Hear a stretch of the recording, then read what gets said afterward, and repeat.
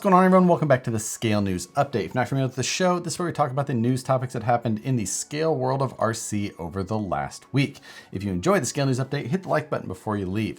And let's jump into this week's topics. First, we've got a couple of bodies from Proline that were released last week. The first one is a Ford F100 for the Traxxas UDR.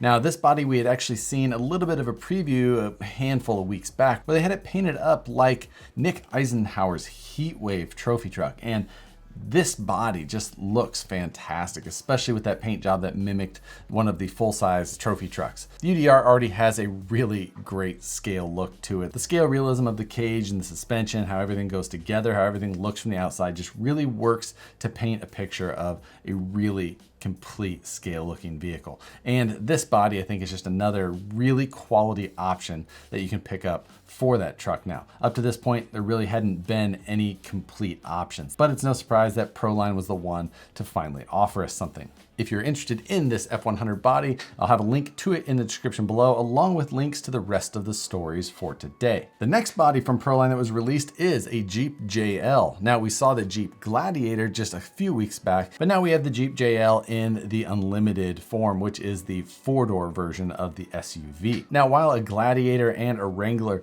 share the same front end in the full-size world, it looks like the RC version is going to be much better proportioned in this Jeep JL body than the Gladiator was. The Gladiator in the full-size world is a much longer wheelbase, and to scale that down to fit onto the popular 12.3-inch wheelbase options that we have on the market currently, it really made the whole vehicle shrink quite a bit. This Jeep JL, in the Unlimited form at least, has a much more properly proportioned look overall. I do think that this body looks better than the Gladiator, even though I'm a huge fan of Gladiators. For our next topic, we're going to cover the Vegas Cash Days RC drag race that happened last weekend. The turnout for this was 42 drivers at $100 buy-in each. That meant $4,200 to the winner of this RC drag race. That is a pretty impressive turnout, especially for the first year of an event like this. It looks like 6 states were represented at the event, and it looks like Rick Bellotti out of Northern California took home that $4,200. I'm sure there's been bigger purses for RC events, but this one definitely has to rank up there. Either way, it was cool to see the turnout for that race. And next, we've got a new release from Redcat. This is the Wendigo. Now, this is a 2.2 Rock Racer. Now, a lot of people initially were trying to compare this to a 1.9 Wraith, and maybe because of how the body and then the little bit of cage that the body has makes it appear, but underneath, this thing is nothing like that. It is an actual steel ladder chassis, which is the same as the ladder chassis in the Gen 8. Same goes with the forward-mounted motor and transmission that lays underneath. But this is a solid axle 2.2 class vehicle. So it does not have a portal axle at all, and it's got a completely new axle underneath. It doesn't look like it shares much with a Redcat Gen 8. Possibly the ring and pinion gear are the same and the locker, but beyond that, it looks like most of it will differ. Like I said, the body and the cage that are attached to it are completely separate. They just come off like a regular body. This body reminds me a lot of something like the Proline CGR ambush body that they had with the cage that went on the back. Beyond that, it's just a Lexan body on top of a ladder frame chassis. The axles that sit underneath of it are new, and they're diamond style housing. They are offset both front and rear. One thing I noticed is that it looks like this has a ton of kingpin inclination in it. Not sure why they went with so much, and it doesn't list exactly how much they have in the actual specifications on their pages, but either way, it's something that really stood out was how steep these kingpins were. It has licensed Super Swamper 2.2 tires and corresponding plastic glue-on 2.2 wheels. It's got very minimal front and rear bumpers that are tucked tightly into the chassis and body just for ultimate performance and clearance while still providing you those options. This vehicle is coming with a brushless 540 system from Hobbywing. Now, it is sensorless, so it's not going to be much of a rig for slow speed crawling, but that's why it's called a rock racer. Now, I think that a lot of us who like to have a little bit of speed while we're driving around on the rocks still like and kind of value that low speed control, but the big thing is that they got you a brushless 2.2 Rock Racer with a price tag of $389. So I think price point is something that they were definitely focused on. It's a very budget brushless system. It's only a 60 amp ESC, which is pretty low. But in general, I think their customers are going to get it and be satisfied with the speed out of the box for something that's called a rock racer. And for those wondering where this Wendigo name came from, this is the definition as given by Wikipedia. The Wendigo is a mythical man-eating creature or evil spirit from the folklore of the First Nations Algonquin tribes based in northern forests of Nova Scotia, the east coast of Canada, and the Great Lakes region of Canada and the United States.